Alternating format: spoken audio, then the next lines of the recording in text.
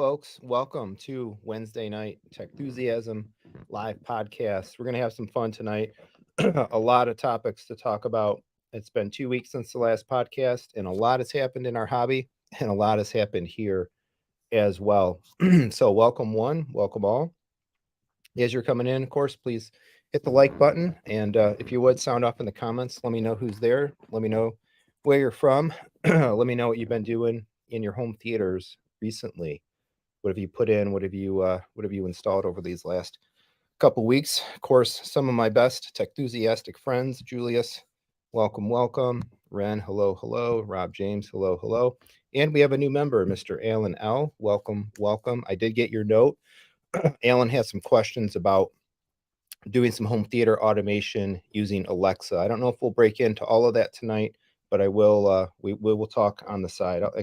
That's Alexa voice control has been something that I've only scratched the surface of playing around with in my own room here, and I have to admit I haven't done too much with it. I've had the Echo, the plug-in Echo, sitting in the storage room, sitting on the rack for a while, intending to plug it in and do some things. It's just one of those things I haven't got to, but we will we will get you some help for sure. Get you some answers, Alan, and so on. Other folks, Music Jewel, Yo, welcome. Heavy Beats, Charlevoix, Michigander, love my Michiganders, sound off. And Mr. Greg, welcome, welcome.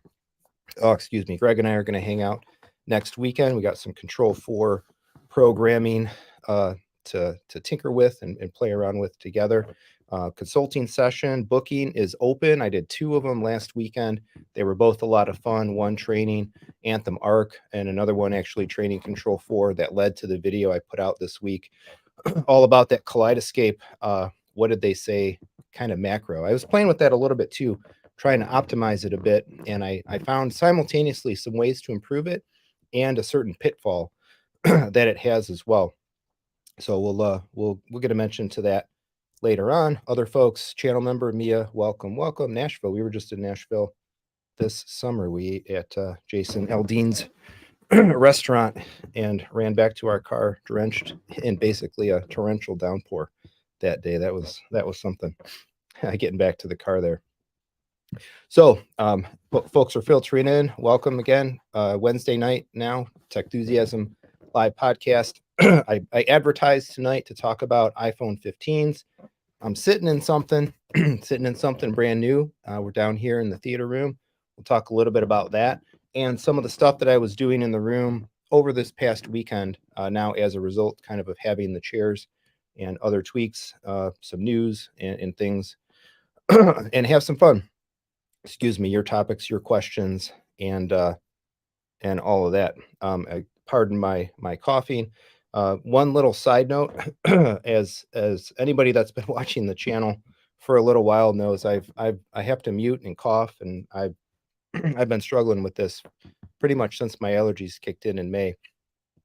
And of course, I was pretty good through the bulk of the evening here, and I sit down to do this, and I start feeling some tightness in there. But apparently, I am newly asthmatic. I got adult onset allergies, and now apparently I have an asthma diagnosis. So I'm on this like maintenance inhaler, steroid, bronchial dilator, take this thing every day. And it was helping really well at first and then kind of tailoring off a little bit. But I go into these coughing fits and I just like cough for extended periods of time. So I'm hoping to see an allergist on Friday, go get some new allergy testing done, find my triggers, and hopefully this is something that I can live with and maintain. But if there's any asthma sufferers out there, this is a whole new ballpark for me.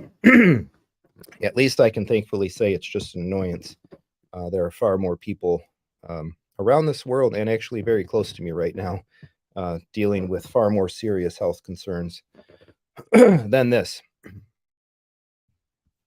So I get to annoy my wife with my constant throat clearing and coughing, and unfortunately, I get to also annoy the Techthusiasm audience a little bit, but I'll try to get on that mute button if I really feel it getting serious in there. Ren finally got 31 terabyte SSD variant. Does that mean you got it or just the fact that we got it? So yes, in fact, CEDIA happened. Unfortunately, I wasn't there, but there was some really cool news. I put the video about some of the highlights that I had noted from the other videos and the news reports and stuff like that. that looked pretty cool to me. A lot of 100-inch televisions coming out. Hisense 4K 100-inch TV with a list price of $5K. And that's gonna start to really change the market. I think there's going to be a 100-inch TV in the Techthusiasm living room a lot sooner than I may have otherwise anticipated. We'll see how that goes. But of course, the Kaleidescape servers came out, the new Terra Primes looking great. I did have some occasion actually to talk to the folks at K as well. But we did the live stream a couple weekends ago. Had some technical difficulties and some other things there, but I was able to get some more deeper kind of like technical clarifications about some aspects of the new servers, and kind of some guidance and some recommendations and different things about kind of how they work, and maybe some of the finer differential points between like the SSD and the hard drive versions. So I'm planning to work on a video about that coming up pretty soon here. But Ren, man, oh wow, he got it. Wow, 31 terabyte SSD Terra Prime. You win the night, my friend. That is awesome. That would be the the grail, I think, of Kaleidescape pieces. So if you've got the right internet speed, you're rocking a 4K, whatever, 70 gigabyte movie in a 4-minute download, basically on demand, with enough storage to hold. What is that? 8 times 4 is 32. Or I'm sorry, 5, right around 500, probably 550 movies, give or take on that thing. So that's pretty sweet. That's pretty sweet. Yeah, he's got it. He's got it all. He's got 5 gig internet. All right. Well, I guess they got to get even faster, so you can get a 2-minute download going there. We'll see how that goes. Supernova Moore, hope you feel better. Thank you. Yeah, we're working on it. I'm working on it. We'll see. We'll see what comes next in this this journey of aging up. Aging up, man. Thomas is saying congrats on that Prime server. Awesome. Awesome. So we have top billing. A couple things actually, other channel news to mention. 10K. I have to mention the 10K subs. I want to thank anybody that's watching this, all the folks in the audience for all the support and stuff along the way. A little over 2 years now to hit 10,000 subscribers. Something like the top less than 2% of YouTube channels ever get to 10,000 subscribers. And that's out of a field of like 115 million plus channels or something YouTube has. And I think that statistic is actually a little old. I suspect there's probably even many more channels than that have been created in the last year or so. So pretty wild. I appreciate all of the support to get there. I was actually working on a collaboration for tonight, hoping to have kind of like a dual 10K celebration co-stream with another creator friend who has a channel that also just hit 10,000 subscribers a few days before Techthusiasm did. It didn't work out, but we will hopefully get back to that in a future evening. And then one other piece of channel news I did want to point out. Of course, Audio Advice is a huge huge partner and friend of the channel, and I recommend them in a lot of my content. I also did want to recommend another friend of the channel, Ryan at Ascend AV. You see him on Sunday nights, of course, podcasting with Michael Youthman, another growing super co-creator friend of mine now. But Ryan and I, we got to know each other. We hung out quite a bit at Audio Device Live, actually. Shared more than a few cookies. And if you're looking to buy some equipment and you're working with Ryan and you're thinking about something that was kind of introduced to you, particularly Kaleidescape, or maybe some other stuff as well, by the channel here, make sure to mention to Ryan that you had some impetus to seek him out and consider some gear with him through Techthusiasm when you're talking to him over the phone. So that's some channel business. On to some of the fun stuff. I put the iPhone 15 as top billing. I definitely want to talk about it at least for a few minutes here. And then we'll get on to some of kind of the other home theater topics. But of course, we had an Apple event, and to me, Apple is right up there in the technology picture. And who knows what's going to happen with that Vision Pro? Of course, we love our Apple TVs here. That's my most used home theater source device. like every day, pretty much every evening. Of course, in the theater here, I'm watching movies on the K. But if it's not that, it's pretty much Apple TV for me. So anyway, we had the Apple event this past Tuesday, I think it was. Very focused just on the watches and on the new iPhone. Pretty sweet. I think we'll have another October event. I wasn't really expecting a new Apple TV this year. Of course, who knows what and why they may actually announce. I suspect we'll have another Apple event in October, and that event will be focused on perhaps MacBooks and iPads. And if we were to get one, perhaps that would be the opportunity to get it. Would be the October event. So if we are going to get any kind of a new Apple TV, we still have a shot, and we'll know. I guess we'll know in maybe another month or so. But we've got the iPhone 15, awesome looking cameras, of course, new processor, same body, same screen sizes, or same general fit, of course, titanium body when we're talking about the Pro Max and stuff like that. We've got an action button instead of a volume mute toggle, programmable action button. That's pretty cool. So the Pro Max going up to 256 gig and the entry model. Dynamic Island, I haven't had that. I've got an iPhone 13. They put that in with the 14, although I have a friend that has a 14 and kind of likes the pop-ups and the way some of the dynamic stuff works at the top of the screen. So pretty cool. I'm particularly interested, again, in those cameras, I think, and then, of course, wanting to be USB-C everywhere, USB-C everything will be very nice to move further towards eliminating lightning cables and having one cable that does everything and connects everything that we take with us and carry with us, and all the family members and stuff have. So although we've got a few more devices to eliminate the lightning, my AirPods case is still lightning. Although I think there's going to be a new variant of those that might actually already be on sale. I didn't look for that. And one more iPad. We've got one more iPad mini hanging around that my daughter's been using. My wife's former model went down to her, and that's a Lightning device.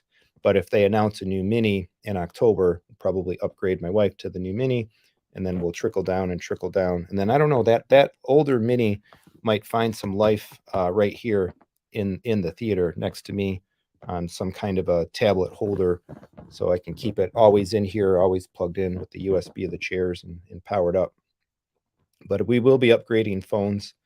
I'm planning to put in the pre-orders on Friday. I'm going to go from a 13 Pro Max to a 15 Pro Max. My wife doesn't like the bigger size of the phone. So she's going to go from a 13 Pro to a 15 Pro. We'll go ahead and do both of them this year. We're on AT&T. I think I'm just going to stay with AT&T. So I put the video up this afternoon. It's scheduled to publish, I think, around 1 o'clock today, going over the plans and going over some of the deals and trade-in values and all of that.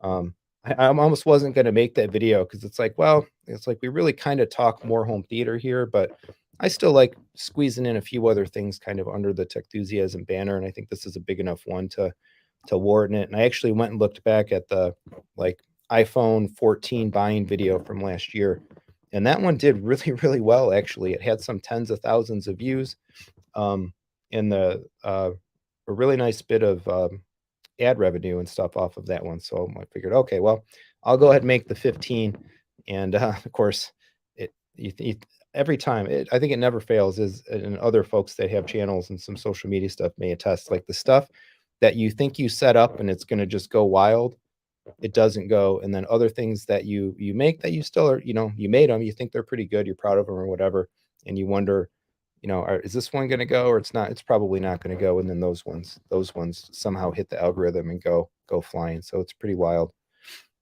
how that actually works out in reality. But in any case, I think some folks will hopefully find the video useful and use that to make a more informed or a better buying decision. Because these plans get screwy when you look at these carrier deals and you say, I'm going to trade in a certain phone. Zoom this in a little bit.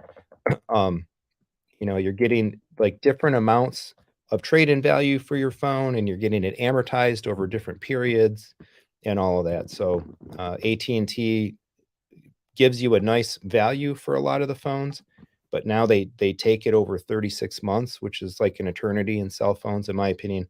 None of these bill credit amortization phases or stretch outs should be longer than 2 years. But for whatever reason, of course, AT&T does 36. And the screwy thing is, if you sign up for AT&T Next, which gives you the ability to upgrade your phone after half of it's paid off, because of the way they work the credits, you don't basically pay off half of your phone until about 18 months, half of the 36. And who wants to upgrade their phone right in, what would that be, March or April? Um, on a certain cycle. So I don't know what they're thinking. The marketing and the numbers people at AT&T need to have a little bit of a meeting and bring some of these programs together. Either that, or like AT&T Next needs to let you upgrade your phone, not when you're at 50% of the payoff. Or well, no, they basically just need to bring the stuff into alignment. Kind of even confusing myself with the way that these programs align with each other. T-Mobile is another interesting one. I think T-Mobile has some of the best, actually, logistics and stuff. So I guess kudos if you're a T-Mobile customer.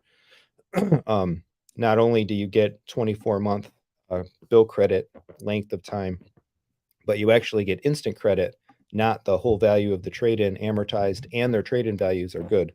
So you're getting the full $1,000. You're getting a lot of it up front in terms of an instant discount. You're getting a shorter period of time to have the rest of your bill credits spread out. And so by the time 2 years goes by, you can upgrade your phone, essentially at full bill credit realization. Or even if you wanted to do a 1-year deal, pay off the remainder, right? You're getting pretty good value here, effectively almost $800 ish of effective trade-in credit if you trade in after the first year. Pay the balance and then trade in the phone that you own. But of course, another difference, Verizon doesn't differentiate the plans, but T-Mobile does. So I'm not a T-Mobile subscriber. I don't know how expensive or how much of a premium the Go 5G is compared to any one of these other, 7 plans over here, which are not quite as privileged in terms of their trade-in opportunities. And Verizon is like the worst of the bunch. Their values are low. Their period of time is long. Their only saving grace, I guess, is they do some instant credit and not just a full amortization. But you also have to have one of these higher end plans than one of these lower end plans to, again, kind of fully realize even the lowered value that they trade you in for. So that's the gist of it. If you're doing that, curious what folks are thinking. There's also the Apple upgrade plan, which is a really expensive way to operate a phone, but it's also probably the most just kind of trouble-free of the whole thing, right? You just literally pay a monthly fee, and if you want to own the phone, keep paying it for 2 years. If you want to trade it in, you're completely free to trade in at 1 year. But this is a more expensive way, all in all, when you add it all up to operate a phone, and you're forced paying for Apple Care, which maybe you want, maybe you don't. So interesting. So I think I'm just going to end up buying 2 phones Friday morning. AT&T will take the $1,000 trade-in value. More than likely, my wife will make it 3 years as long as she doesn't break it. And hopefully, I'd probably be more of like a 2-year cycle. But I'm pretty interested to try these new cameras. I'm very eager to see what quality and what it means for the channel, because I record a lot on a Sony ZV-1 camera. Doesn't have separate lenses and all of that like some of the more sophisticated cameras and stuff do. But if the 15 kicks out quality video, there's a lot of reasons why the Sony camera is kind of a pain to use, actually. And so I might like to do more for the channel, just straight up with the iPhone. That would make a lot of things really easy. Anyway, so just scrolling through some comments, catch up on some of these. Greg commented back, yeah, Ryan's awesome. Help me with the Mad VR setup. Awesome. Ren saying iPhone 15 hard pass for me. Yeah, he's got a 13 Pro Max, so that's what I'm coming from. I find that our phones are not really holding the battery life so well. I felt like they were just draining like mad when we've been on vacation and stuff lately. So, but yeah, I mean, a phone, realistically speaking, you can get a good 3 years plus out of a cell phone nowadays with just how powerful and stuff they are. Yeah, probably new iPads and MacBooks in October. Yeah, maybe some more Vision Pro news. Yep, cool. Supernova. I think I might upgrade his 12 Pro Max, trying to decide to get a Max or just a Pro. I need those bigger screens. This year, I finally took the step and I had to go from the lowest font setting of my iPhone to the +1 tick in order to be able to read all of the text properly in some apps and some screens. So bigger screen real estate matters a lot for me. Thomas still rocking an XR. I think that's what my parents have, actually. Julius, I think sorry, that's Ren. I think AT&T just trying to keep people locked in. Yeah, that's that's what it's about. They're trying to stretch people out, keep them in there, delay some of the upgrades and whatnot. Julius just got a Samsung. Cool. Yeah, AT&T, they used to be 24 months. Yep. Yeah, like the programs are just totally out of alignment with each other. So we'll see if that changes or they come back in with some other changes, bring some balance to the force, and make it a little more of a better deal for people. I'm not going to upgrade my watch though. My watch is pretty old. I've got a Series 4. I thought I had a Series 5, but I looked it up actually by serial number, and it's a Series 4. The trade-in value is like $60. It might be neat to have a 9 and some of the capabilities and stuff that it does, but I don't use my watch really for anything more than a fitness accessory. I don't wear it out. I don't wear it to sleep. I don't wear it to work or anything like that. I wear it to the gym. I wear it when we go for a walk or for a bike ride and stuff like that. And I've got the model, even if I want to swim with it, I can. It was the first model that had like the water ejector type feature. So that one works pretty cool. So everything that I need a watch to do, it's pretty good. The one thing that I might like actually would be a cellular watch. I'm not sure what you have to pay for that though, in terms of plans. But I do like when I go to the gym, I can walk on the days that I work from home, I can walk there at lunchtime and stuff. And I usually leave my phone at home. And so I'm disconnected when I'm at the gym. And it would be nice to be able to just get text messages or quickly, whatever, dictate a text message back to somebody, family member, kids, or whatever.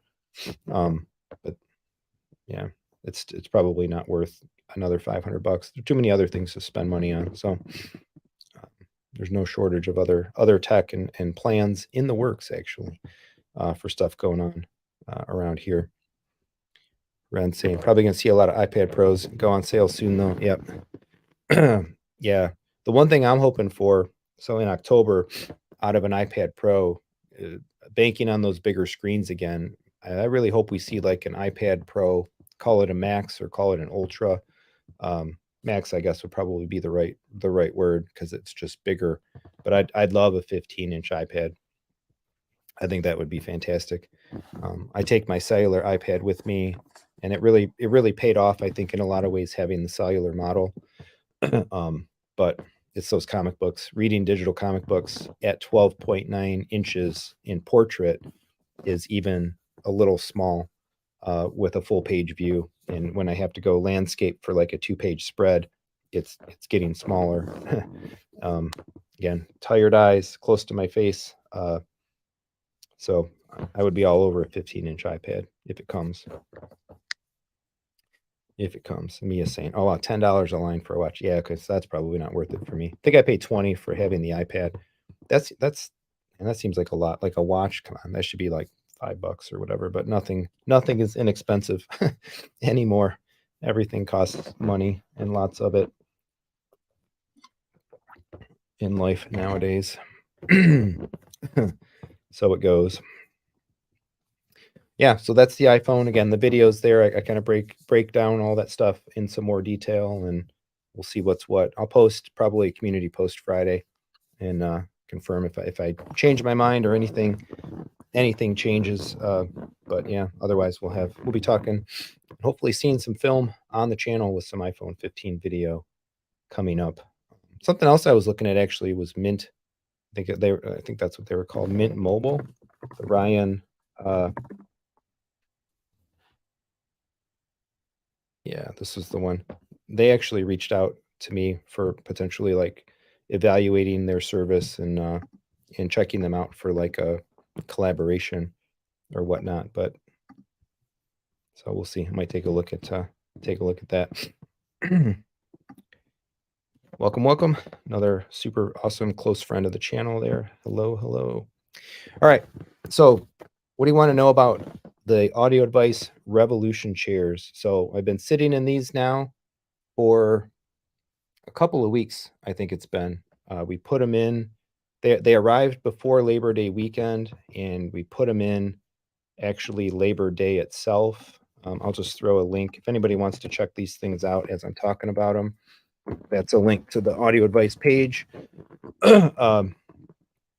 So let's break these down, and I will do some produced videos about these coming up. I kind of want to do like an installation and like a hot take, first take, and then probably delay a little while longer, another couple weeks, whatever, another month or two, something. Spend more time actually sitting in them, watching some movies and whatnot down here, and arrive at like a kind of a more of a full on review type video. But so we ended up with, and here I can actually kind of show the camera's stuck under the cable. So we have 1, 2, we have the middle seat, 3, and then 4, 5 over there. So when I was originally conceiving of the chairs, I was thinking 4. So they come in a couple different configurations. So I'm in a 2-arm chair. There's one arm and then another arm, and then the arm of the love seat, basically, that's to the side, and then there's no arm in the middle, and then an arm on the far side. I was thinking originally doing 4 in here, and I was going to put 2 double arms together kind of in the center, so there would be 2 arms together in the middle, and then you'd have like a left arm only and a right arm only extending it out, because I was kind of worried, like, well, I don't want to have seats so far out to the side, so far out to the wall. I think one of the downsides to the couch had been how close those outer seats kind of get to the wall over there. Granted, nobody needs to walk back there really except for me, so it's not really a function of that. But like some people will still kind of step off to the side, or my little guy will walk around and then he'll bump the panels and knock them out of alignment level, and I'll have to reset them back and stuff. That's not a huge pain, but still better avoided. But then I was thinking about it and the configuration. If we did 4, we're a family of 4, then there's not an extra seat. And could we really fit 5? And how would it go? And I am super, super happy that we did 5. I think this worked out so much incredibly better, to basically have a true center seat, a true dedicated center seat to build everything out around, off of, to direct the sound to calibrate for. And it's odd to say that, like, I guess an odd number feels more even and balanced, but honestly, I think it makes everything feel more even and balanced, because we've got this one locked in, dead center of the room, left to right, and then we got one sofa here and one sofa here. So, of course, I've been sitting in this seat.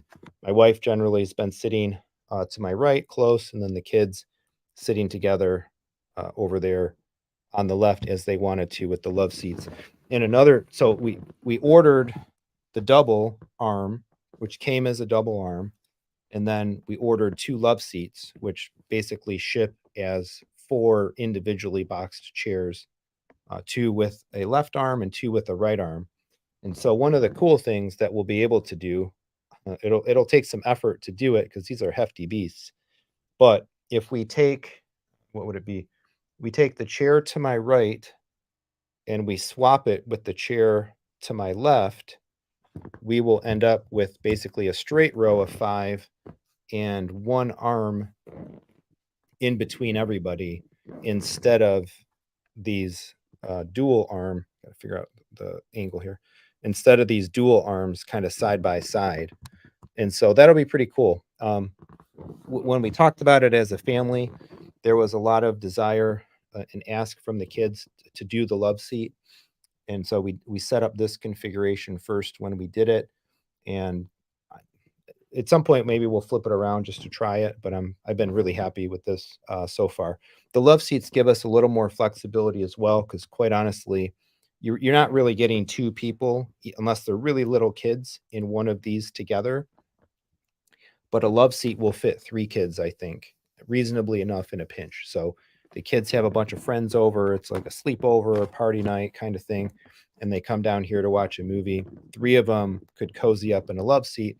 Now we've got seating for 7 before we have to go down to the floor, or kids would be laying on the floor. Although half the time when we had the couch, if they had a bunch of friends over, they end up laying on the floor anyway, so they don't necessarily care. But it still gives us some more flexibility and gives us some conveniences there. So at some point we may flip the configuration around, but I like having the option. And I was really debating too, like, well, if we do 4, and then I'll probably sit just to the right. My wife would probably sit just to the left, and then because we would want to have like the sit in the more, I guess, central seats, and then that would put one kid far to the right and one kid far to the left, and then they're going to complain because the kids are going to want to sit together. Now, kind of everybody gets more of what they kind of want out of sitting in here and in the space and all that. So getting these things down, I mean, these were some beasts. 150 pounds plus boxed, I think. It was written on the box 152 pounds, and the double arm was 160. So they came palleted with a FedEx freight delivery, literally within days of buying them. So audio advice, man, they got these things on a truck, and they were down here borderline instantaneously, almost too fast.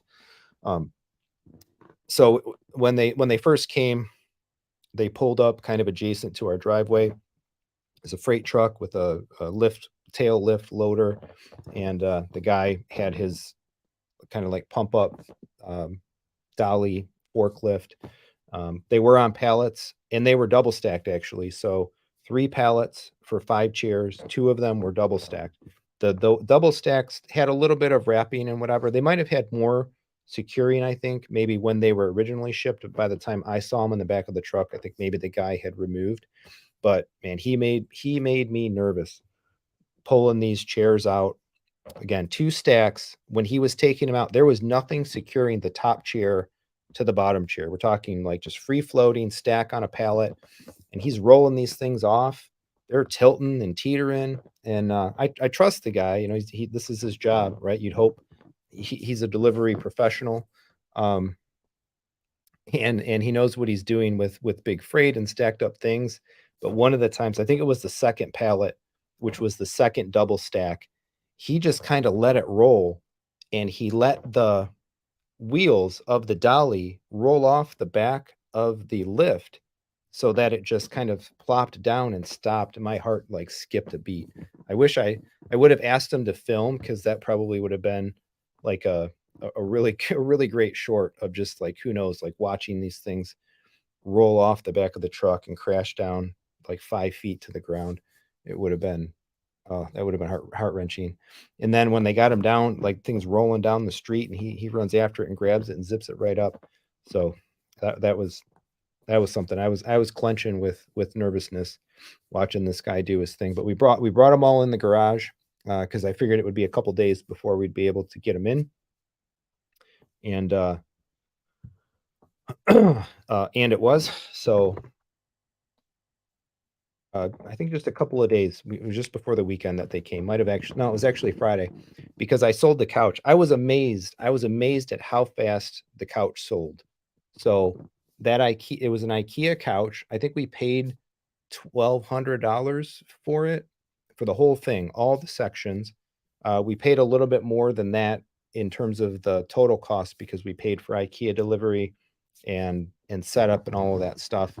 So that added, I think, maybe another couple $100. But I put that couch up for sale on Facebook Marketplace for $550, and I was immediately contacted by a couple folks, and then I got a text or a message from a local AVS forum meetup home theater friend that said he's really interested in it. That would be a great stopgap for him. It's like, all right, perfect. Like they're yours. Happy to give them over to a friend. He made me an offer. I'm like, yeah, that's all good. That I'm good with that. By like that night or the next day, this was like Wednesday, Thursday, I had 26 odd contacts to buy that couch. And I was flabbergasted. I could not believe that like used furniture could command such an interest. Granted, I advertised it as what it was. It's five-ish year old couch, but sat in, nominally speaking, once a week, in a closed room where kids and pets and whatever. Well, the kids sat on it for movies, right? But it wasn't getting daily wear, so it was in really great shape. Never had the cats and stuff on it. We don't let our cats in here. But I swear I could have probably have delisted that couch and put it back up for like $900 and still sold it to somebody. That was like crazy in terms of a used interest in used furniture relative to any other time that we in the past where we've had to or we've tried to sell furniture on Facebook Market or Craigslist or something like that. So that was cool. I helped to deliver it. Went to the friend's house and got him all set up. We got it down in his basement and he was good to go. So then we had nothing in here. We were ready. So another friend of mine, we hung out on Monday and we huffed all 5 of these chairs downstairs trying to come up with some methodology. The box is so big. We've got pretty wide openings. I think we have 36-inch doors and those boxes were fitting in, like just fitting through. So we got to come through up a couple stairs into my mud hall, make a 90 to come into the foyer, and then make a 90 and then bring them down the steps. The first couple that we brought down, and again, we're talking about big boxes, 150 pounds, hard to get a hold of them. We kind of like slid the first couple down, kind of like bump down the stairs. And then we were trying to think of a better way. And after that, it's like, you know what, let's just slide them. So I was down underneath holding them up and we just slid them down the face of the steps. And so we did that for the last 3, including the heftier double arm. And we got them all down and we commenced to opening them up. I have some B-roll and stuff for this. So when I'll make the shorter edited video about it. I'll cut some of that stuff in, but they were packaged very nicely. They were wrapped in some foam and some plastic and whatnot inside. The big cardboard boxes had the extra like stiff cardboard corners for extra support vertically, and for dings and bangs and stuff like that. The chairs were kind of back. They were tilted back. So the bottom of the chair wasn't facing down. It was facing out the side of one of the sides of the box. And there was an extra like cardboard layer effectively underneath that side just to give a little extra support in case something might have like punctured through or whatnot underneath. The backs are unattached. So those are in the box wrapped up basically adjacent to the base, the chair base as a separate piece. And that's it. There's no real accessories that or other things necessarily that came with it. I'm kind of locked in here. Well, actually, I can do this. You do get one accessory with it. Of course, you get, I think there was a question about this. You get the tray table. So these are pretty nice. They got an indentation. It's not like like rubbery stiff surface, and it's not necessarily a smooth one. It's kind of a nice in between. The back is more of like a hard plastic, and of course the post. So these clip in just like that. And they swivel in and out. So I was actually kind of sitting with this with the laptop, bridging 2 of these trays right in front of me here in the chair. So that's really the accessory. There's a little piece of paperwork inside with some instructions. The setup was a matter of aligning really kind of 3 steps to put the back and the base together. You kind of like lightly, there's tabs sticking up from the base of the chair or like slots, and then there's like a wraparound kind of tab on the back of the chair. So you line these things up and then you just drop it down with some pressure and it clips down on both sides. There are clips to pull out if you need to take the back off again, you're able to do that. In conjunction or before clipping the chair in, there's 2 wires that you have to connect. They're coded. So there's like a male and a female side. One, the little pigtails hanging out from the back base of the chair, and then the other hanging out from the actual back piece itself. So orange goes to orange, the other plugs into the other.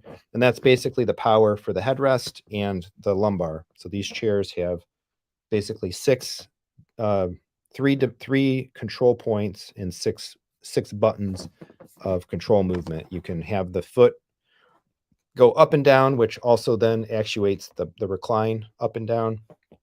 You've got a lumbar inflation and deflation, and then headrest. I'll kind of show the actuation and the activation and all of that stuff here in a minute. So that was pretty easy, honestly. Oh, and then there's a zipper. So between the back and the base, basically right under, kind of almost right underneath my lower back, right under my butt right here, there's a zipper, and it closes the opening. So if something falls behind you, it now can't fall through down into the chair. It's like a catch. So the way we did it is we would kind of align them, the tabs of the back and the base. My friend would hold it, or I'd plug the cables in first, and they have like a latching click that goes down. He would hold it in place with the tabs kind of aligned, but not inserted yet. I would kind of finagle the zipper closed, and then boom, we would slam them down and click those tabs into place. It worked pretty well, good. It took a decent amount of pressure to get the tabs to click. Certainly on the first one, to the point where like I was a little scared of how much force to exert on it. How hard do I want to push on it? But then realize, okay, we really kind of got to boom. You got to give it a good little slam, and you're not going to hurt it. You're not going to break it. The fifth one resisted a little bit on its left side. Like I'm pushing, realigning, pushing, and I couldn't get it. I couldn't get the tab to catch. But then finally, after a couple iterations of disconnecting, realigning it, the right one would keep catching, but I couldn't get the left one to catch. But I did finally get it. So everything is kind of properly, all the backs are properly installed and properly put together. And then in terms of like putting the chairs together side by side, I think the way it is on the left side, there's a like flip out, like U-shaped piece. And then on the other chairs, there's a tab. It's like a ratcheting thing that's common for a lot of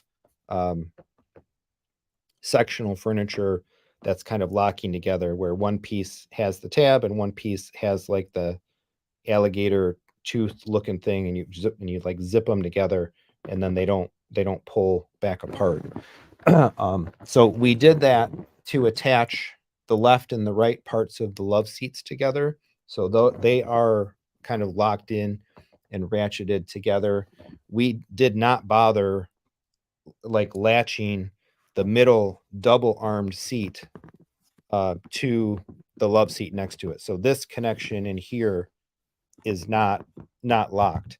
But I mean, these things are so heavy, and we're sitting on carpet on top of pad that like they don't move. They're not moving. I even tried the other day. I'm like, I kind of feel like I want to push them back a little bit, and by myself, like I couldn't just push them back. I'd have to have somebody come and lift them to move them, because they're not sliding.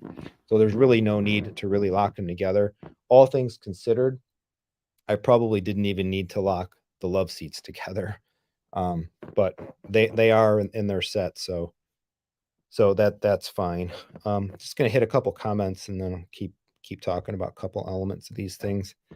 Yeah, Red say nice chairs. Always feel sectional or other home furniture is better. Well, yeah, it's really 6 of one, half dozen of another. We used the couch happily for a long time, and quite honestly, my wife much preferred the couch.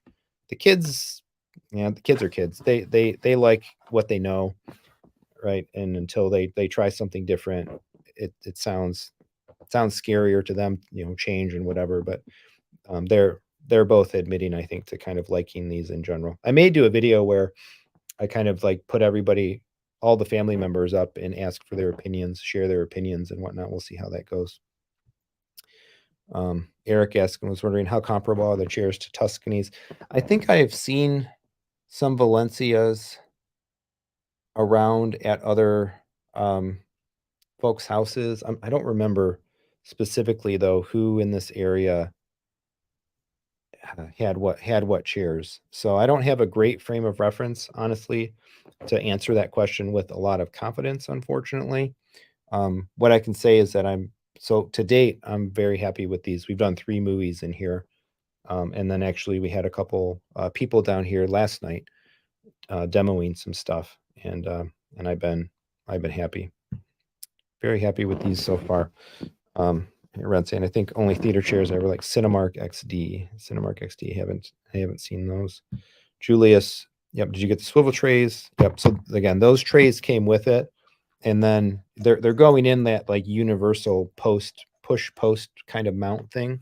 So I haven't done any research yet, but I need to go looking probably just on Amazon or wherever and see like what other accessories can I find, because like I said, I think I definitely want like a tablet holder. I think it might be cool to have a couple wine glass stem suspenders kind of. I've seen those, and I'm not sure what else, what other accessories might be interesting to grab, but I'm gonna do some searching on that here pretty soon. Sammy, congrats on the new seats. Thank you. Yeah, if anybody has questions about these and stuff, fire them out. Otherwise, I'm happy to talk and kind of share the experience of getting them. Hockey player saying seats looking great. Thank you. Saw the row on Cavalieri. Yep. An amazing 135-inch long 3-chair called the Chanel Gray. Wow. Yeah, the Cavalieri. I think I said that's something different. The Calvaries are Cavalieri. That was the Sonus Faber speaker, I think. The row ones are really, really nice seats. And I was actually talking with those folks a little bit too, Todd, from row one. There's some historic partnership, I think, as well, or a little bit of collaboration, I think, in the past between Audio Devices former chairs and row one. I don't know specifically what role they may have or may have not played in the creation and whatnot of these. But row one makes good stuff. Dan was strongly in the past, over the years, Dan has strongly recommended row one locally as I've considered this changeover multiple times in the past. And I think the Calvaries, sitting in them at Audio Device, they're real chic. They're really comfortable, and I think they're really cool. One of the main reasons that I kind of finalized on going ahead and getting these was that I think the Calvary has just a slight nudge or nod or preference or pro to something that might be more of a shared entertainment space, right? If it was more of a multifunction space, a music listening space, where you wanted something that looked more like really nicer designer looking multifunction furniture, and it really kind of gave that impression. These, quite obviously, they give the aura, the impression more deliberately of being a home theater recliner. That's not a knock. There's no positive and negative to saying either one of these things. They have different design sensibilities to them. And given that I'm sitting in a room that is completely 100% dedicated to home theater, to this type of use, to me, I think I just had just over the line to the other side where I didn't necessarily need lifestyle furniture. I wanted home theater-esque furniture. And so that little bit kind of put me over one line of preference versus the other. The other thing, there's that factor, and I think the other big factor for me is that I wanted something that was higher profile. The couch that we have had has been very low profile. So going back a couple of years now, a year and a half, when I put these surround speakers in, and some of the questions about why did you put the speakers so high? It's like, well, we had low profile seating, but I didn't expect to always have low profile seating. And I didn't want to continue as well with low profile seating. I wanted to sit higher up. So let me see if I can do this without making everybody sick. Like if I put this camera essentially right at eye level, you can kind of see where it's falling. My eyes are now not quite halfway up my screen, but I would say a good third of the way, at least, give or take. And in the couch, we were sitting a lot lower and we were looking like up. We were looking kind of on an angle. Sitting up here now, even with this comfortably back, I'm reclining back a good bit to like a comfortable movie watching position right now. Yeah, I'm a good 35% ish, maybe even 40% of the way of the height of my screen where my eyes are. And so I'm not looking up anymore, I'm looking at. And to me, that was a huge factor of preference as well. And the Calvaries or something like it has a little bit more of that kind of lower profile set relative to these, where again, we would have been lower and we would have been looking up. And so that was another factor. That was another factor in choosing these two. So Julie is saying my tray is rectangular. Yep, rectangular. Yeah, they did these. They got this like kind of oval look to them. Ren saying I like the Rowan's personally. Yep, no headrest blocking the back speakers, and that's a huge benefit as well. Totally in general for surround sound. So that was, so I kind of was hoping to mitigate that a little bit by a couple of things. That was actually one reason why I liked the idea of the center seat having two arms on either side of it. Now I've got at least a little more space for kind of like sound to carry through and around me.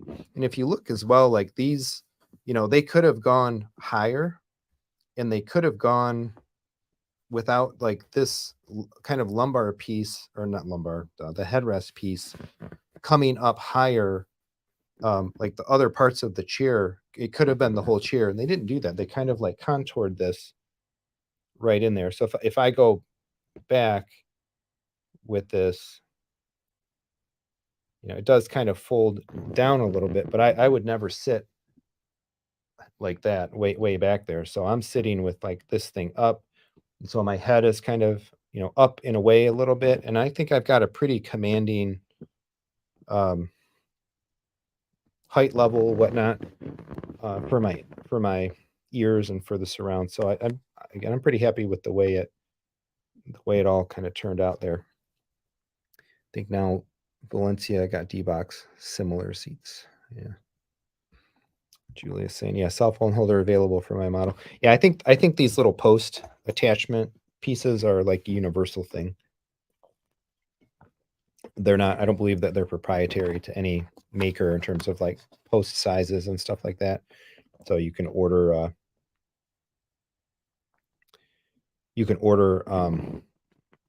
generic accessories and they should fit and they should work. So the cup holders are pretty good. Hey, they fit a bourbon glass. So we had last night I had a business dinner, not for the channel, for my day job. I had some partners come in and we went out to dinner and we were talking and whatnot. I know him pretty closely. So it's like, yeah, we went out to dinner in town here and like, come on over for a nightcap. And they knew about the channel and whatever. It's like, I'll give you a demo in the theater and stuff. So we came down here and they sat in the chairs and they loved it. So there was massive thumbs up for the theater itself and for the experience of sitting in the chairs. And it kind of solidified for me one of the reasons why I wanted theater seating, because like bringing people in like that, sitting them down, pulling up the Kaleidescape, we ran through probably like 4 or 5 different movie scenes. They were just floored. But I had I think it was last Christmas, my parents got me some like a monogrammed like bourbon set, and so those fit really good, really well. In the cup holders right there. If we talk about the controls really briefly, we do have, get the right camera view, a lot of buttons on the cup holder. They do light up. So we've got foot, foot and back extension and retraction. We've got headrest extension and retraction. We've got lumbar inflation and deflation. We've got the light. So if we want to get, I'm trying to hold this right. So that's super bright. Then there's a dim, another dim, and then off. So 1, 2, 3 levels of dimness and then off. And there is a light. I'm not wearing a dress, so I can show this off. There is a light down there that's full bright, dim, dimmer, and off. So it looks like some of those lights are flaking. That's just, I think, recording the bulbs. But watch this. So here you go. Let me go through the light settings. So that's no lights. I've got my footrest up, mind you, right? That's the screen. Bright light, flashlight, blue light special on the screen. That's slightly dimmer, and that's dimmer yet. I can actually turn everything on and kind of show that off as well with some video content up. But we quickly came to the conclusion that there's a no chair lights policy during content. So turn those lights off. No lights, even the dimmest setting, no lights during content. And then the last button there was the home button, which is a complete reset. If you hold the home button, everything goes back to its original positions, home positions and things. So I've definitely got some ideas that I'm going to send in for what I think like a Revelation version 2 could look like. And I think some of the things that could be done to really, really power these things up, I think would be really more software than not. So I would like a seat memory. And I think that could even be accomplished with like some combinations of the home button, where maybe like, you long press something or you double press something, but one seat memory would be nice. I have found a workaround though to the seat memory, and that's basically what I found over the course of 3 movies, not a large data set yet, but is that I tend to just leave after the first night. I'm like, you know what? I don't have to put the seat back to its home position to get out of it and leave the room and come back to it another time. All I really have to do is put the footrest down. So I can leave this where I want it to be because I'm going to be the only one, generally speaking, sitting in this chair. And I can leave the lumbar where I want it to be. So I don't actually use the home button. I just use the foot retraction, and I leave the headrest and the lumbar where they would go. Here's something else that we're noticing is the material needs to loosen up a little bit. So there's our kind of full extension. Oh, piece of popcorn in there. So there's why you have a zipper. Yep, kids. You can tell that's the kid's seat. Pick up the popcorn. Jeez. All right, and then if we go back.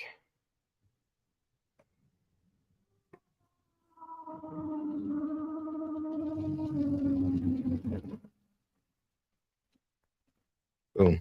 So there's definitely a little bit of a material rub going on. I think that's just a matter of sitting in them a little bit, getting everything to loosen up and so on. But it is what it is. I think that's the case for all of these types of things when they're brand new. But going back to some ideas and what I would like to have, what I could like to see in a version of chairs is, it's kind of a bummer to like have the lights and essentially not use them, because you kind of walk into the room, the lights are already on, so you can get to your seat, you sit down, you get your seat comfortable, you really don't have a reason to manually turn the light on. Then you start the movie and you don't want the light on, then the movie ends and you're just picking your stuff up and you're leaving the room anyway. So as a result, we pretty much never use the lights. So chairs need automation. They need a control 4. They need to be like control 4 enabled, so that when the room is on, and you're at a menu navigational use of the room, the lights are on. Perfect. Awesome. You press play and you start content. When the lights go down because you press play, the chair lights turn off. And then you pause, the chair lights can come on. When you hit the credits, like the Kaleidescape trigger, right? Same thing. The chair lights could come on. So I think it would be sweet to be able to have the lights on. But the only way I think that I'll ever really turn these lights on in any appreciable way is probably actually really hardly ever.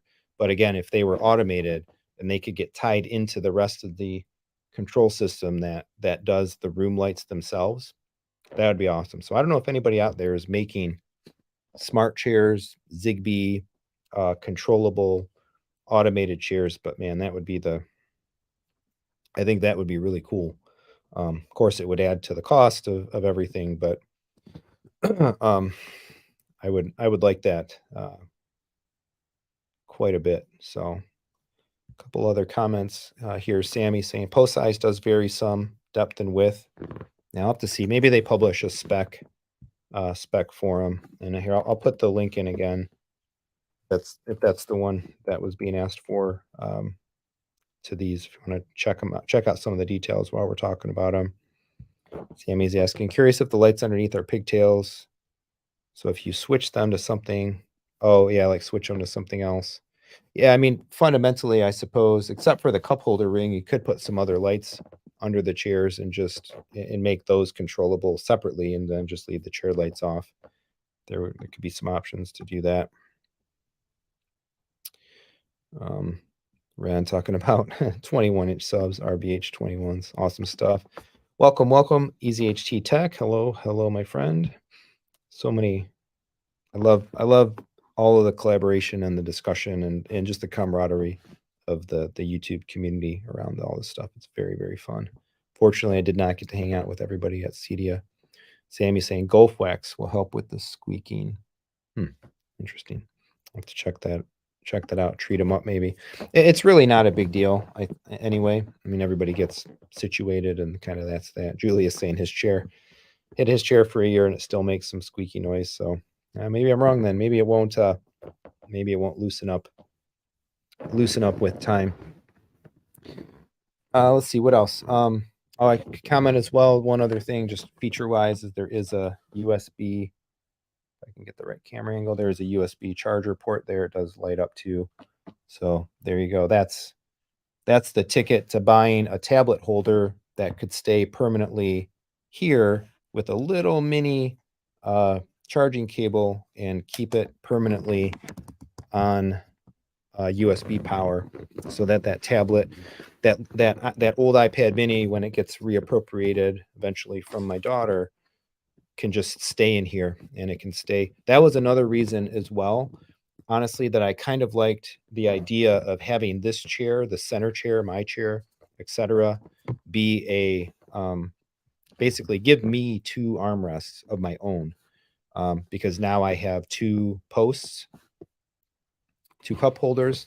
I can double fist it down here, but I just have a little more space to do things. So I would be able to permanently leave I guess I would have to do it on the right hand side. I would be able to permanently leave a tablet stand with power on the USB plug on my right, and I still have the flexibility of another accessory being used by my arm on the left without taking that accessory space and whatever away from the people that are sitting to my left and right. So that was another kind of, I think, pro benefit of as in pros and cons, a benefit of choosing to go about this way. So 3 movies we've done in here in the last couple of weeks. Then it's been a week and a half, I guess. We did a beautiful day in the neighborhood, the Mr. Rogers biopic, and we did the Teenage Mutant Ninja Turtles. My wife picked A Beautiful Day in the Neighborhood. I did the new Teenage Mutant Ninja Turtles, and then my daughter, just the other day, Sunday night, I think it was, we did Amazing Spider-Man 2. So 3 movies, and it's fantastic. I love it. Sitting here, fully supported. When I sat on that couch, I would just melt down and be uncomfortable, or to get more comfortable, I would have to sit way over towards the side, which which is nice because I would really end up sitting right next to my wife, that versus further away. But if I wanted to sit in a better acoustic spot, I'm sitting farther away from where she was. Now, we're just this far apart. She's right here. We can hold hands. It's so cute, right? All that stuff. Directly adjacent to each other. We can put a bowl of popcorn right in between us, and everything works. Everything works really well. So I do find that I do move positions a little bit over the course of a full movie. So I may maybe start a little more vertical, and then throughout the movie kind of just, okay, 40 minutes in, make a little tweak, another half hour, make another tweak, just enough to just mix up the position a little bit. But I haven't had any trouble being comfortable, getting comfortable. I don't feel any negative impact from introducing the chairs in terms of audio or surround sound or anything like that. I'm extremely happy having these in here. I think it changes the look of the room. Again, being able to put our drinks here, where before we had the couch table behind us, so you'd had to turn around and put them up there and get them out. Now it's all right there. I've got in the one side, again, because I have two armrests, I can put my tray in one, and I can put the other accessory remotes that I want to have handy, and other stuff that I want to have handy. I keep the decibel meter in there because sometimes when we're watching a movie, I'm curious to know, okay, how loud is it when everybody's asking me to turn it down? It's like, Jesus, people, it's only like 80 dB. So rather than again having that stuff behind me, or having to walk around to get access to things on the shelves of the couch table, we have kept some of the pillows out. I've been comfortable that I haven't even really used a blanket. Everybody else still uses their blankets. So I do need to figure out a long-term plan of storage for that stuff. I've kind of just got it thrown back there. There's some pillows, and you can see the very edge of the other two blankets are back there. The blankets fold up. They're pretty big. So one blanket is enough for two people on a love seat. So we pretty much just left one blanket, as you saw from my previous game reviews, right? One pillow and one blanket, one pillow and one blanket has been enough, and I haven't really needed either. But I've just got them all sitting on the floor, kind of behind there. I realized I am sitting a little closer relative to where we put the chairs, and sitting up a little bit more. My viewing distance is a little closer than where the couch ended up, to the point where I'm like, I was really feeling that with the first movie, thinking oh, I'm almost ready to move these back a little bit. The screen's pretty big, and I might want to go a little bit back. So I did shift them back a few inches from where they were, got the laser distance measure, and they're all kind of an equitable distance from the screen right now. And so, yeah. Oh, the other question there, I wanted to hit Julia's question. Do you think about getting heated seats? I did. Amongst all my research, that was something that certainly is available out there. To me, I didn't really feel a need for heated seats. My wife might like it because she's kind of always cold. We're in a basement, and it's kind of always cold in here year round because it's the basement. So in the wintertime, it's cooler just naturally because of geothermal effects and whatnot. But then in the summertime, the AC is running, and it actually makes this room fairly chilly. So it'd be 90 something degrees outside. We come down here to watch a movie, and people have blankets on because of that effect. So she's probably the one that would have really appreciated heated seats. There was not a heated option in these. Even if there was, I don't think I would have been that compelled to have it. Temperature wise, I don't feel that these run cold, and I don't feel that these run hot. I feel they run it's like Little Miss or whatever, Riding Hood. It's just right. Or no, that's not Little Miss Riding Hood. That one's too cold, that one's too hot, this one's just right. So I'm pretty comfortable. I've been sitting here now. We're already an hour and 10 minutes into this one, and my back's not sweaty. I don't feel hot. I feel comfortable. So I'm all good. I think my wife was expecting them to feel cold at first, and I don't think they feel as cold as like leather would feel. They do feel colder to initial touch than the couch does, but they kind of acclimate to your body pretty quickly, and been no trouble. So I don't really have any complaints. Again, like most of my feedback, I think would be based on the idea of like, again, give me a Control 4 light interface chair. Give me one memory, which would be nice, at least to kind of set everything to my starter position, and be able to recall it. I suppose they could have gone USB-C instead of USB-A on the plugs, but as a brand new product shipping in 2023, again, I'm all about that USB-C. USB-C everywhere. No more Lightning and no more USB-A, but it's fine. Yeah. Let's see a couple more comments here. Let's see. Hockey player saying, if your chairs make noise when the cushions rub together, you can quiet it. Yeah, rub the area down with good leather conditioner. Yep, so similar, I think, to what Sammy had mentioned with the Gulf Wax. Yeah, we'll see. Maybe we'll end up doing that. Then you sit on it and just slide down to the floor once you once you start reclining it back.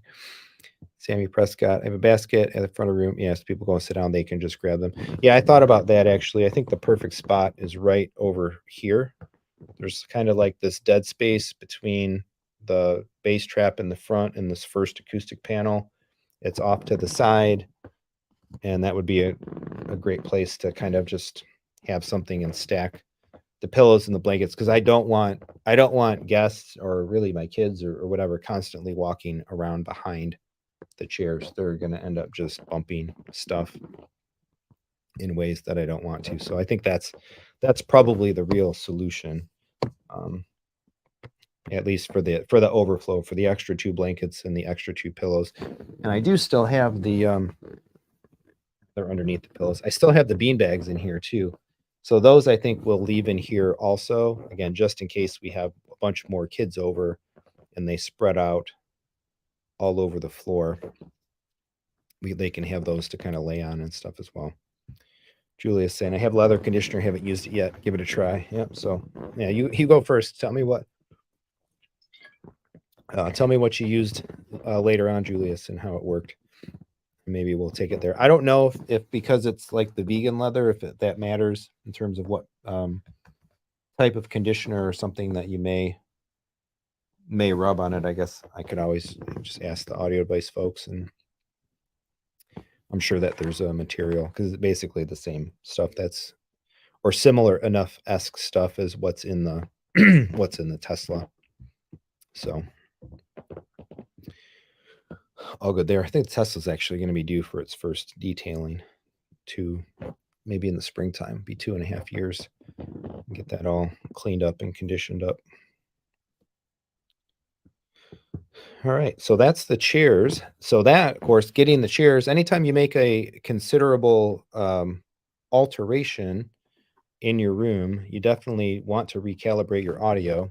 And moving from the couch to having this boom thing in here was certainly a reason to do a new arc calibration. So I did that over the weekend as well, this past weekend, not the Labor Day weekend.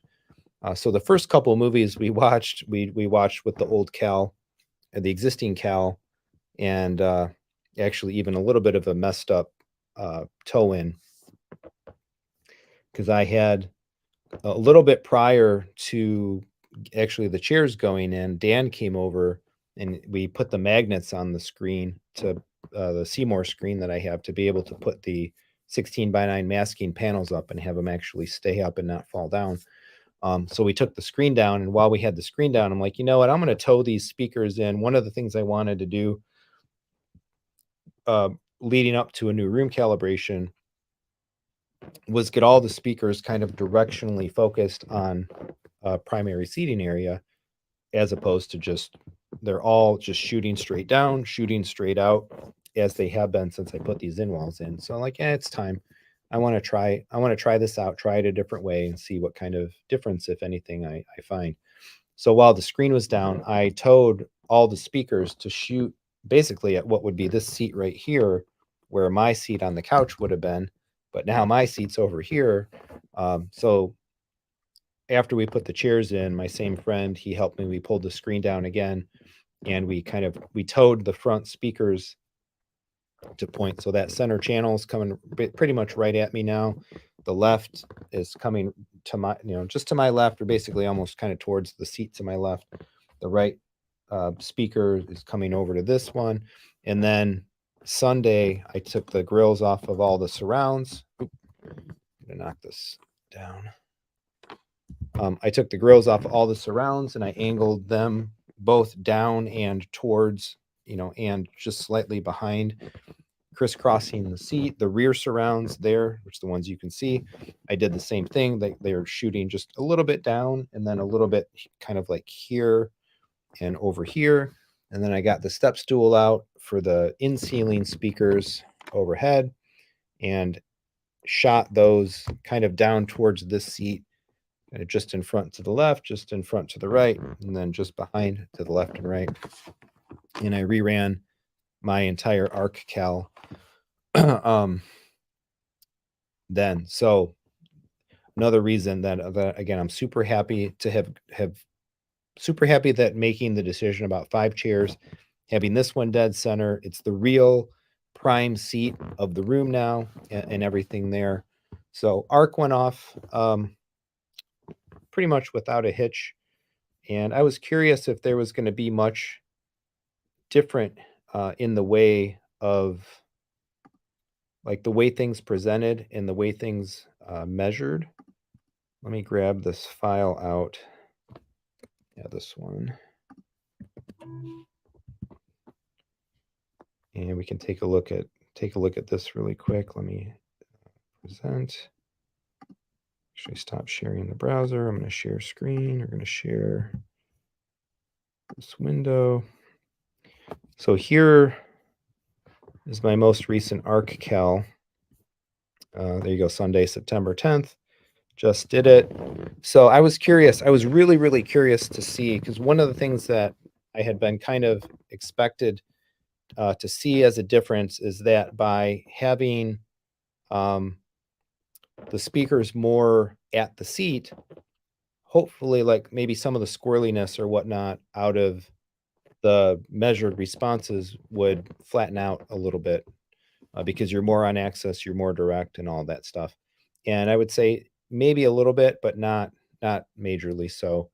So those big focals, they still have this kind of real big rise up there, just past 100 hertz, 100 to about 150 hertz, and they still have this like 2K dip. Actually, these dips are a little deeper in the new measurements versus the old ones. So either a combination of having the chairs in the room, changing the acoustics a little bit, I don't know, but these dips came out, but they are a little flatter through some of the other ranges. So that's the front left, front right, and center all kind of present very similarly in terms of their responses. Again, they all have those hits up there, and Aaron talked about that. Aaron's Audio Corner, when he did his review of those speakers. And then again, that 2K dip. If you look at the actual like target curve versus the corrected, it smooths that off. So it says, hopefully so. And then the front right, very much the same. The surrounds, I think, got a little flatter, actually. So these always have had these little rises way up there in the higher frequency, the very high frequencies. But I think these did get a little flatter through kind of these mid frequencies here. So there's the surround right, or surround left, surround right, back left, surround back left, and surround back right. Very flat. Really, these are really good. I think these are really good response curves. I wish the bigger brothers, right, could flatten out a little of some of that squirreliness that's in there on those. Back right. So the heights all kind of suffer also from these bigger bigger dips in these frequencies to the point where the correction didn't even bring it all the way back up to target curve there. Yeah, so be it. I guess that, you know, their heights, but these all kind of perform very similarly. Height to left is actually really bad in terms of that drop, but very, very, very similar dynamics. And then, of course, the subwoofers. Subwoofer 1 is the left front sub, the one that stayed at the front of the room, which is in that kind of 50 hertz null that I know I have, you know, in the space. And then the back subwoofer. So here, you know, we're nulling down to about 70 dB. 50 hertz here is more about 75. That's the back right subwoofer. And then, yeah, that's that. So I did apply some of my general arc tweaks. I did boost the room gain in order to kind of heighten the bass a little bit and give it more of a slope. And I did put a little bit of a touch of deep bass boost in there as well. And there's the room gain, there's the deep bass boost. I did not do a tilt. I took the tilt out, just trying some things differently. In the past videos, the past arc videos that I've done, I had like a -1 or a couple dB tilt. This time I didn't do it. And I pulled back as well on some of my correction frequencies. So I did let the fronts, the ones that are behind the screen, correct a little higher, because I think that's still generally recommended guidance, because the screen can have some effect, excuse me, especially up to higher frequencies. But I didn't take them all the way to 20. I did cut, I cut these off at 12 this time. I'm trying this again, trying some new things.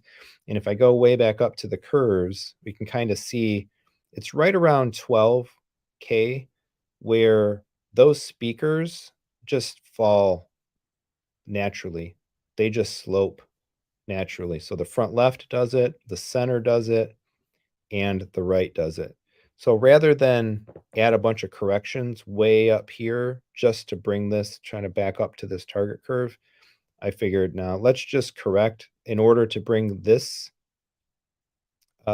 this waviness back down to some target. And that's the case again for all three of them. Again, like correcting through this range because of the screen and all that. Let that correct, but then just let the speaker do what the speaker is going to do after that.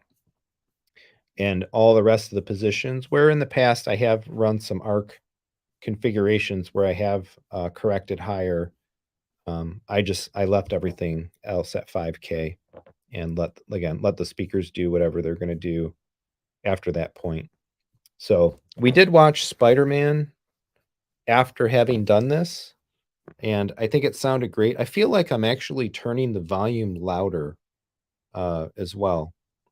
And I'm not sure exactly why that is. If it maybe this is better responses, it's better integrating everything a little bit more. But I feel like I'm generally adding more volume.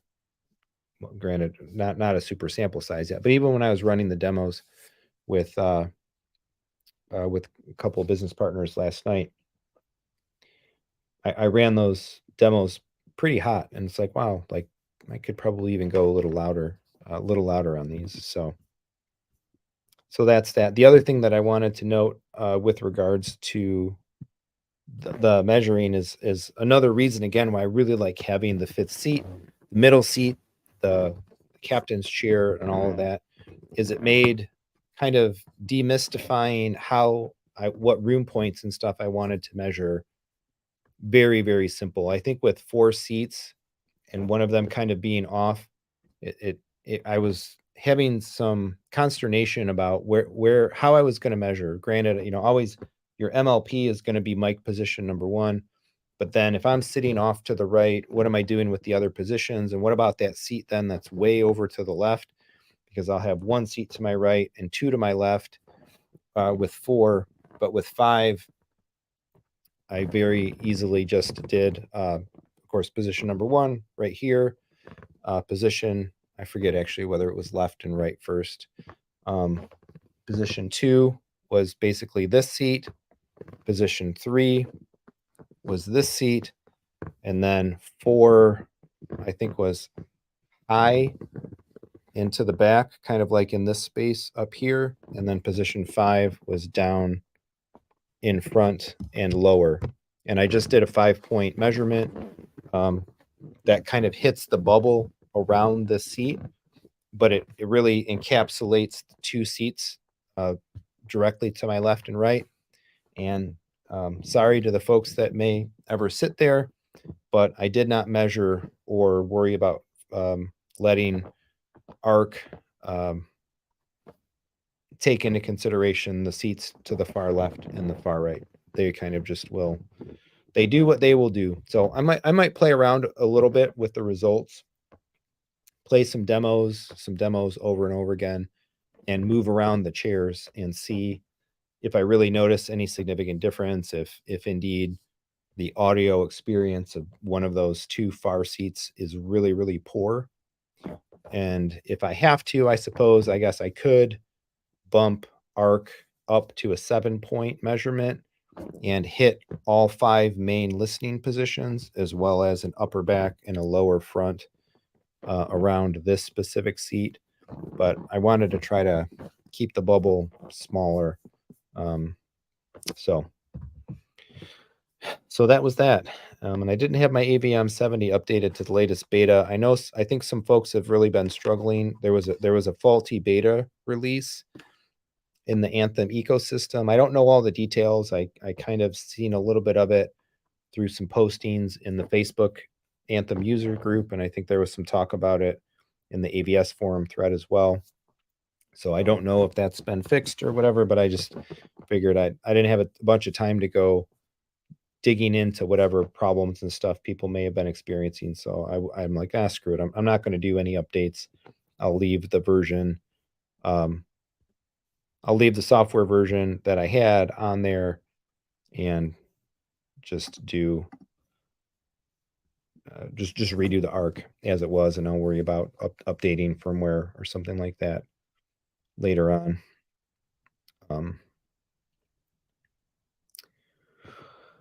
Yeah, so I think that's a lot of the main topics I was looking to kind of share, muse on, and go into some detail on. That's why I like this podcast format. I like this live stream format because it kind of just can sit and talk about stuff for a while, a little more long form. And I'll take some of these thoughts, particularly about the seats, and I'll do some shorter individual edited videos and stuff about those coming up. A couple other comments here. Julia's saying color lock, leather, cleaning, and conditioning kit. There you go. Hockey player mentioning great choice for real leather, but they make an artificial. Yeah, so I think, yeah, you got to make sure we buy the right stuff depending on what our what our seats are. Tesla Lab Yeti, Tesla seat cleaner. So that might be the same good stuff to actually use down here. Clean up that popcorn. Of course, my son, the very first movie in the brand new chairs, he just dumped his whole bowl of popcorn all over the whole thing and the floor. I had to get the vacuum cleaner out. It's the way it goes sometimes. So, any other questions, comments, thoughts, topics, and whatnot for tonight? A couple other things that I can mention, some stuff that I was playing with. I did, or all the TV or all of the new Apple OSs are out. I think they pushed them all today. So if you haven't yet, I think you can update your Apple TVs to tvOS 17, the formal release. I don't believe this one is the beta. All my Apple devices updated today, and I believe they didn't indicate beta. They were all like 17.0. So check that out. I need to follow up on the remote finder capability. I never did go back and test that one out from the tvOS 17 video that I did. I was trying to optimize the Kaleidescape what did they say macro. So talk about that for a second. I thought this was interesting. They're based on some of the comments in that video. I think that one was from Monday. Like, yeah, that's actually a pretty decent idea. Like to be able to put it in the macro to not only open up the subtitle menu to the subtitles, but like just select one, and when the macro goes to shut off the subtitles, have it just have it turn them off. So if you haven't seen the video, I was out of a consulting call actually on Sunday. I was helping somebody. We were talking about K and Control 4 and the idea of the what did they say functionality kind of came up, and I'm like, we could probably program a macro for this in Control 4. And sure enough, I conceived of a way to kind of do pop up the navigation pane, go to the subtitle menu, let you select the subtitles that you wanted, skip back like 20 seconds, and then put in a delay with the Control 4 programming. After the delay expires, open the subtitle menu back up and let you turn the subtitles off. But that was predicated kind of on you hitting a button to trigger the function and then selecting subtitles and deselecting them. However, the thought was like, well, what if the subtitle that you wanted to pick was deterministic, because you always know that off is at the top of the list. And sure enough, so I was messing with this a little bit before the stream for the podcast because I was curious to try it out.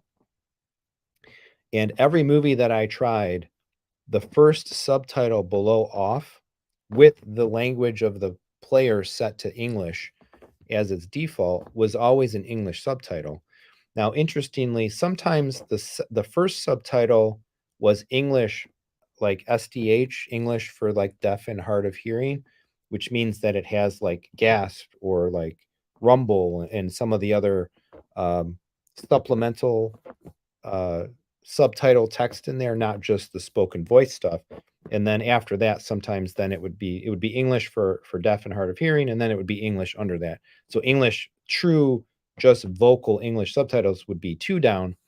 But at least in every movie that I tried, there was something English. Either the regular English subtitle was the first one, or it was that English for the hard of hearing folks.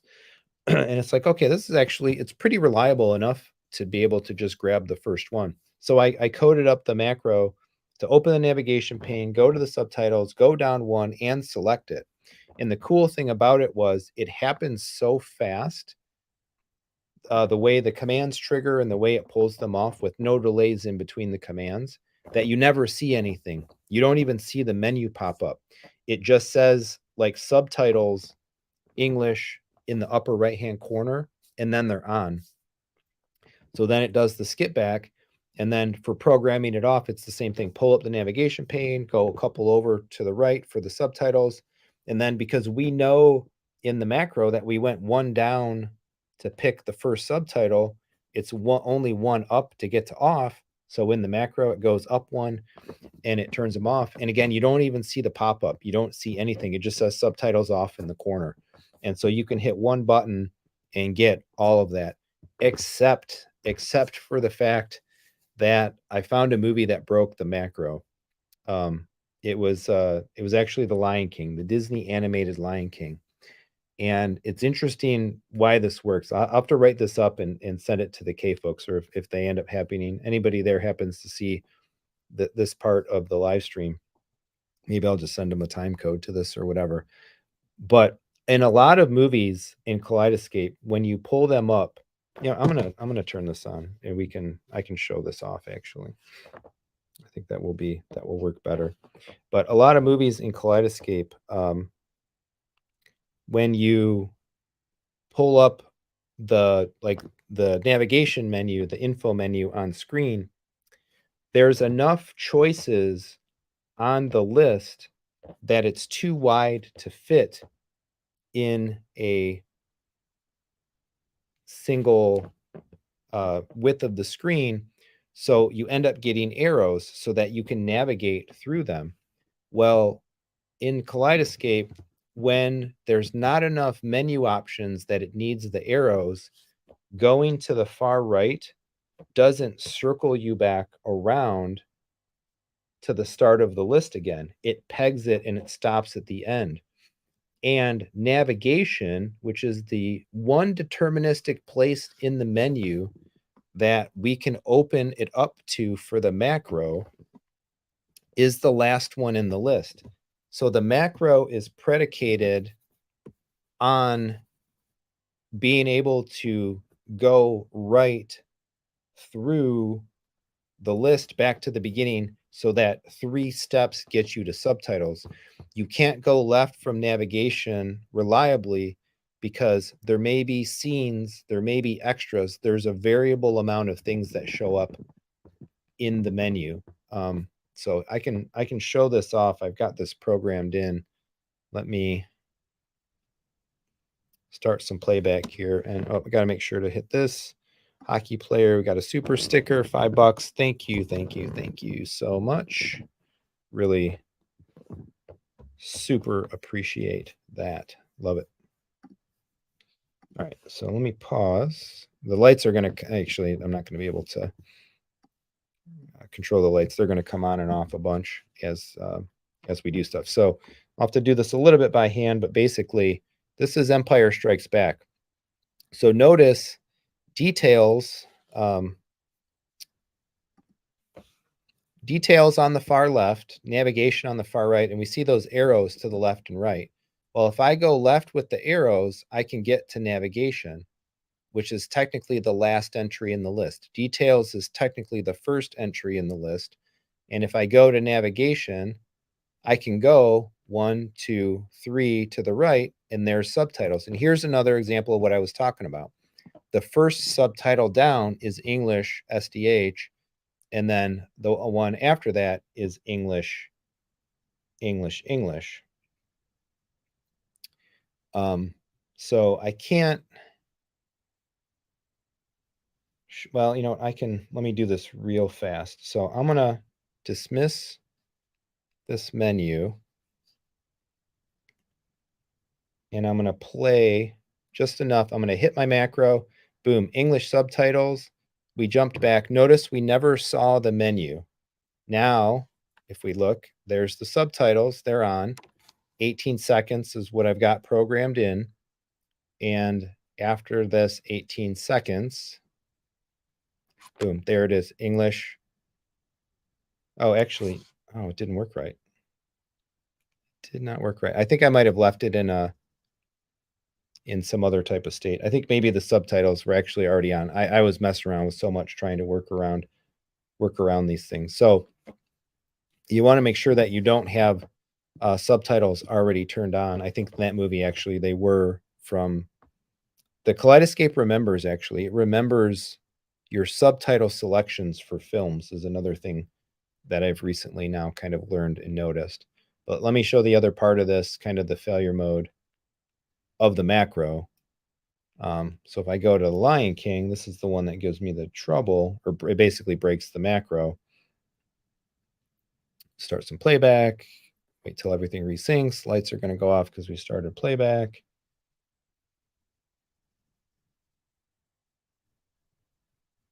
All right, pause this. So now notice here.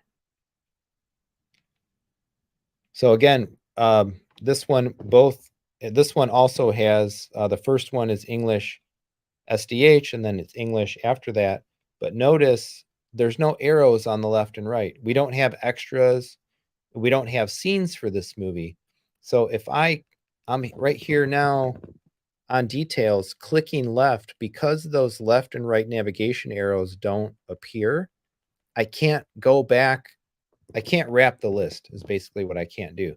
So the macro is predicated on jumping to navigation and then going 3 to the right to detail, which takes us to details, audio, and then subtitles. And it won't go. I'm pressing right on the remote and it's fixed on the list. So Kaleidescape, if you're watching this video, let me wrap the menu even when the arrows don't show up so that this would work, because I can't go left, because in this case, it's 1, 2, 3.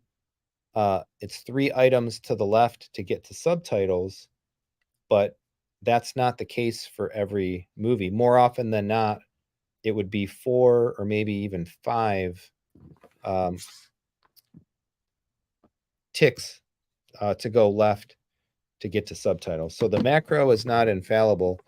That kind of almost actually gives it a reason to not try to make it too smart. This is the problem with automation, and I face this in a number of areas around the entirety of my Control 4 system, is you want to make stuff really cute, You want to make it really smart. It can't always be that smart. It just, there's conditions, there's variables, there's situations where something will make it not work. So, and actually we saw today then there's actually 2 failure modes, because those, again, those Empire Strikes Back subtitles were already turned on when I used that macro. Let me do another one. I'll try to pull this off actually properly. I'll verify, in fact, first that the subtitles are not turned on. We can do this with Teenage Mutant Ninja Turtles. Again, waiting for all the syncing, HDR, etc. Yeah, so this one had subtitles turned on too, which is how I had left it. So that's good. Boom, boom, boom. Okay, so now, so we're playing the movie. There's no subtitles. I don't want to get the takedown, so I'm going to hit my macro. Boom. English, deaf and hard of hearing. Jump back. Wait till they say something again. There's the subs. Awesome, awesome. So again, we selected the first one in the list. Another interesting thing about the SDH subtitles is like normal. Oh, there they go. Boom. Subtitles off. And we're off. We're done. Pretty sweet. So that works. We need a couple little tweaks. We need Kaleidescape to do just a couple little things in KOS in the software, and we can have a really cool, super deterministic support for this without them, even kind of fully supporting the feature natively. Of course, if they go ahead and do all of it, then we don't have to even worry about having a macro. We'll see what transpires from there. It's time to update this Apple TV too. Might as well kick it off while I'm down here. tvOS 17, software updates, update software. There it is. All right, Sammy's saying that macro is cool. Going to try and add it. Yes, I don't think there's any reason why it wouldn't work. I'd be curious to know too if like there's slightly different commands available in RTI or Savant or whatever versus Control 4. That could make it a little bit better. It'd be nice to be able to just have a direct command again to they could solve it so many ways. Like a direct command to directly open the subtitle selection menu would be perfect. They could always make the first subtitle be that more default English one rather than the SDH one. Or again, they could just program in an option that you hit the skip back feature, and based on some other setting in your Strato, it automatically turns the subtitle on for the duration of the skip back, and you're good to go. Yeah, there is that is in there. Next subtitle stream is in there. And that's what I was doing previously with the same button. I would just put next subtitle on the DVR. So the other option is to like just skip back a couple times and then cycle the subtitles until you see English pop up, and then you're good, and then cycle them back. The downside to that is like some movies have like 8 subtitles and you're stuck manually cycling through, but Control 4 had that. Control 4 did have that, and that doesn't, I don't think that doesn't help the macro though, because again, we're trying to get to like a deterministic activation of a specific subtitle, and so or a direct ability as well to turn them off. That would be another command that would be nice to have, which is a direct command off. Or they could even just put in a command in the command set, which is command subtitles to a specific language. That would work as well. So multiple ways that they can enable us to do this feature. Really cool. But it is the one thing that struck me as really neat that I was kind of delighted to see is when you put a sequence of those commands together, pull up the navigation, go right, down, enter, is like they all execute so quickly that the menu never even makes it up on the screen, which is pretty sweet. So it's nice. Whatever the ultimate solution ends up being, if they do make some improvements or enhancements or whatever, one of the cool things is not having the menus pop up and having them take over your picture even for a few seconds. Just having all the capability just work, I think is pretty sweet.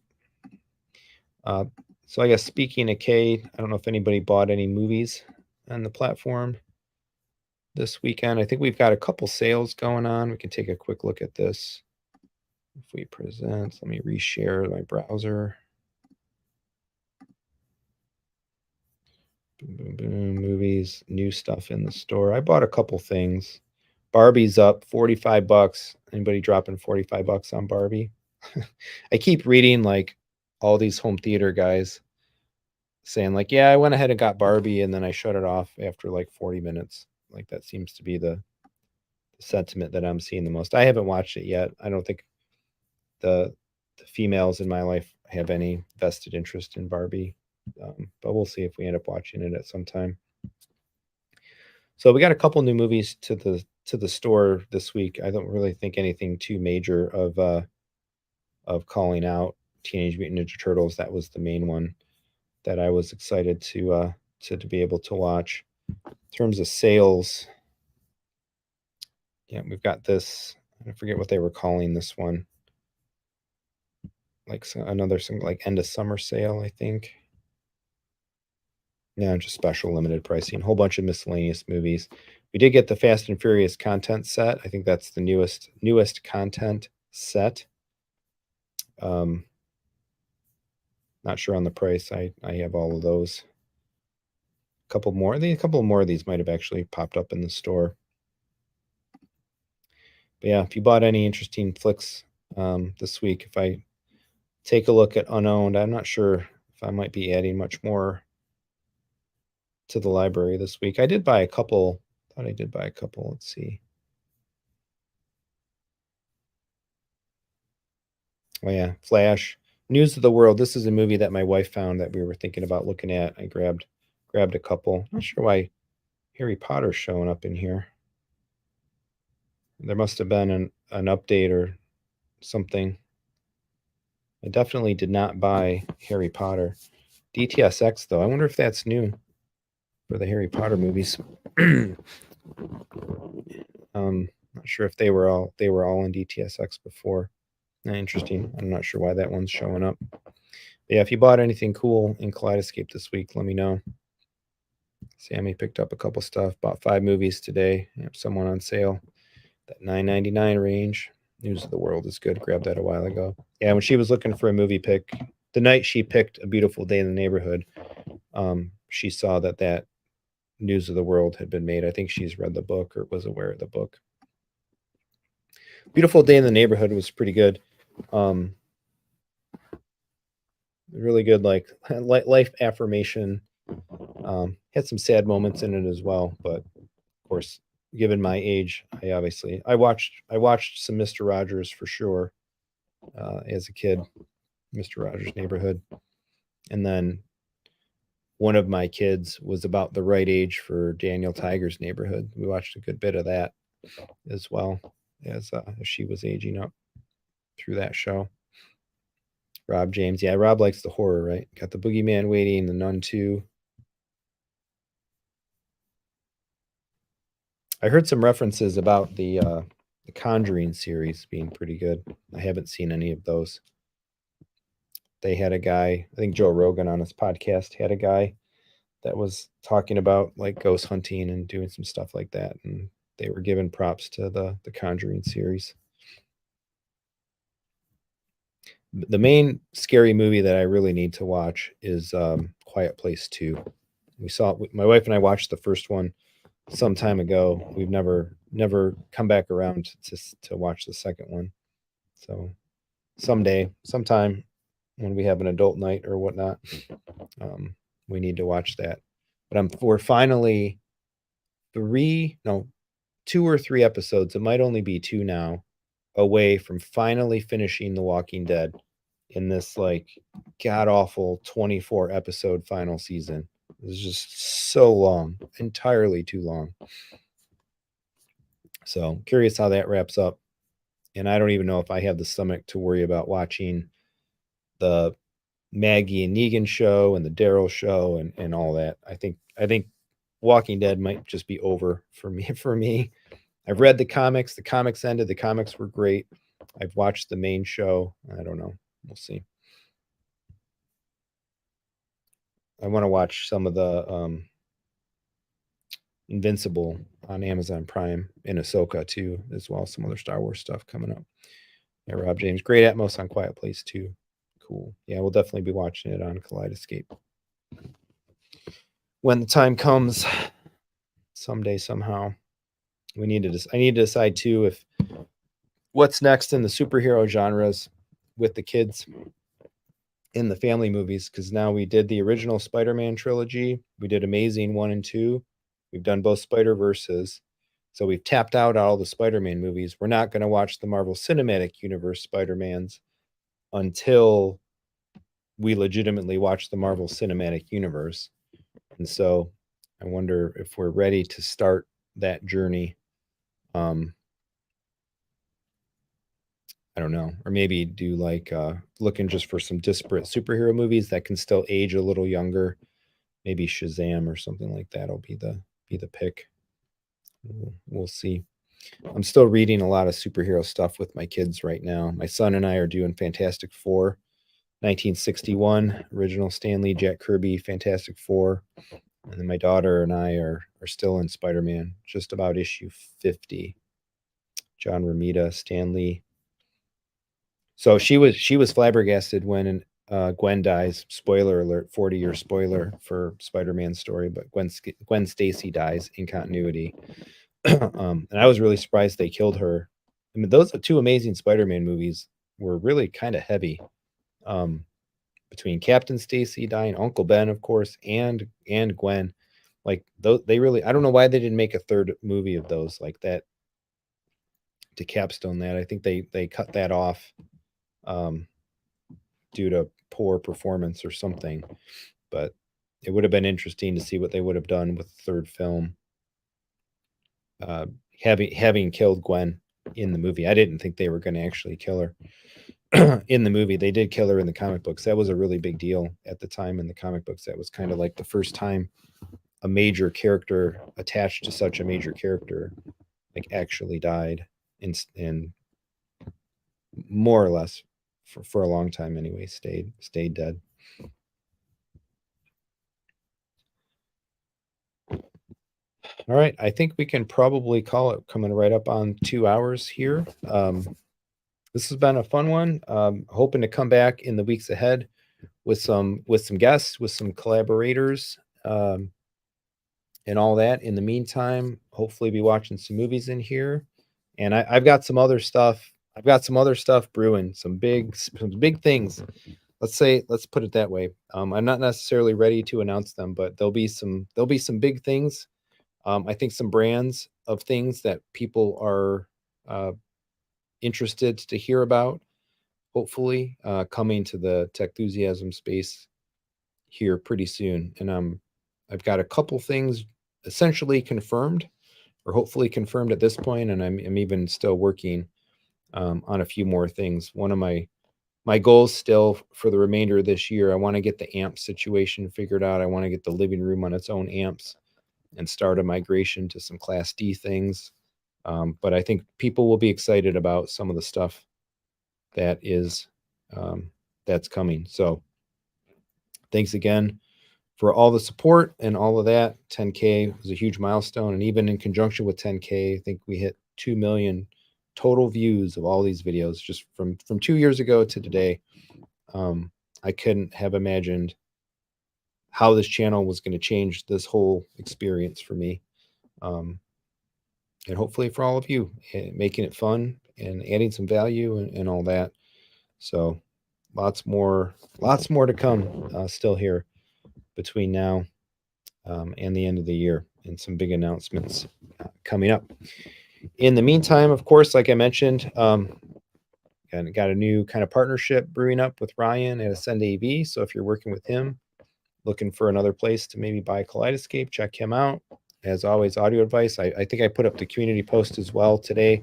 Audio Advice is they've been advertising actually about like warehouse, kind of blowing stuff out of their warehouses, cleaning out some stock, probably getting ready for all the new things that are going to be coming in, new announcements and all that from CEDIA.